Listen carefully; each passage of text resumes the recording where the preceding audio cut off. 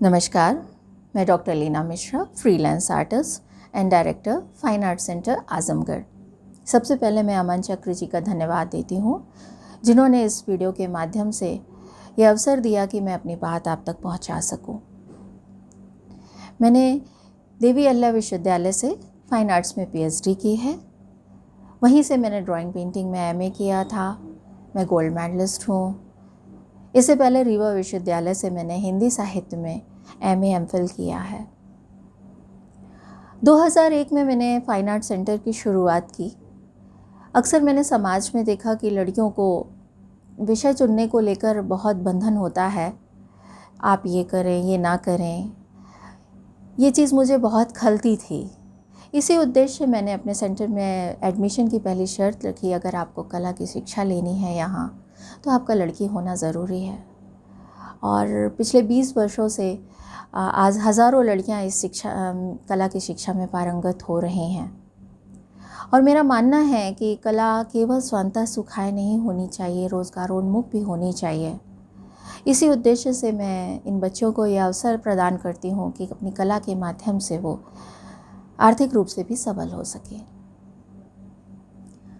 कह सकते हैं मेरे कला के बारे में मेरी रुचि बचपन से थी। मुझे प्रकृति से बेहद लगाव है। सूर्योदय से सूर्यास्त तक के रंगों ने मेरी चेतना को बेहद प्रभावित किया।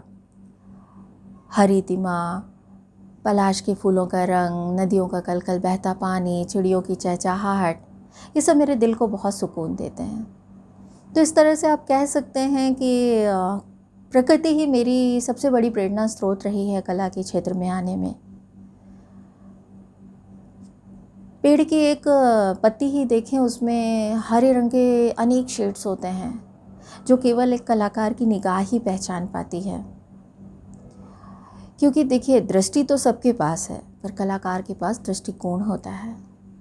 और मेरा मानना है कि कलाकार को अपनी कला में इतनी महारत हासिल होनी चाहिए कि अगर वो किसी पुष्प का चित्र बनाए तो उसमें केवल रंग ना भरे, बल्कि देखने वाले को उसकी खुशबू का भी आभास हो। कलाकार के जीवन में 2 तरह के पड़ाव आते हैं। आरंभिक दौर में वो सब कुछ सीखता है, कई विधाओं में हाथ आजमाता है, लेकिन एक वक्त ऐसा आता है जब उसे लगने लगता है कि उसकी अपनी एक स्टाइल होनी चाहिए, एक ऐसी शैली जिसे पेंटिंग देखते ही पहचान में आ जाए ये किस कलाकार की है।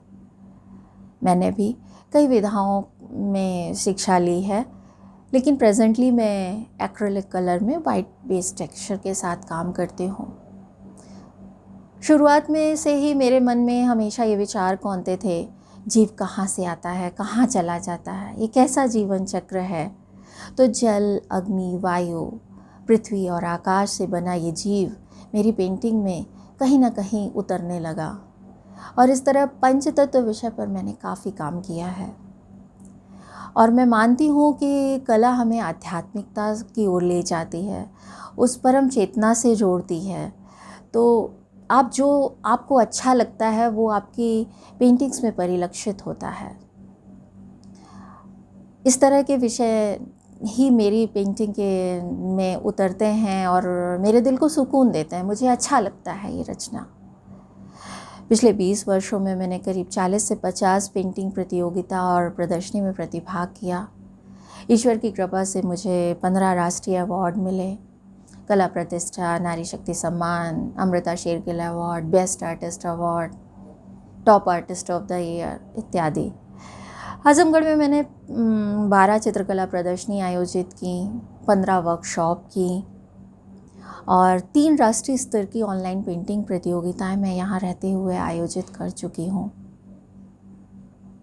आज के कलाकारों को मैं यही कहना चाहती हूँ कि वो अंधानुकरण से बचें, प्रकृति के नज़दीक जाएं, अपना ऑब्जर्वेशन बढ़ाएं और खूब मेहनत करें, कंफर्ट जोन से निकलें। अपनी मेहनत और लगन से लगातार काम करते रहें और एक दिन उनकी कला परिष्कृत होकर सबके सामने आएगी। पीएचडी के दौरान मैंने काफ़ी अध्ययन किया पुस्तकों का और एक जगह पढ़ा, पुराणों में भी लिखा है, जिस घर में चित्रकला होती है उस घर का सदा ही मंगल होता है। और इस भावना से मैंने अपना जीवन कला को समर्पित कर दिया और मैं आने वाले सभी कलाकारों से ये अपेक्षा करती हूँ, उम्मीद करती हूँ और उन लोगों के लिए प्रार्थना भी करती हूँ कि वो अपनी पेंटिंग से, अपनी कृतियों से समाज में एक सकारात्मक संदेश पहुँचाएं ताकि उनका भी कल्याण हो और समाज का भी कल्याण हो। धन्यवाद।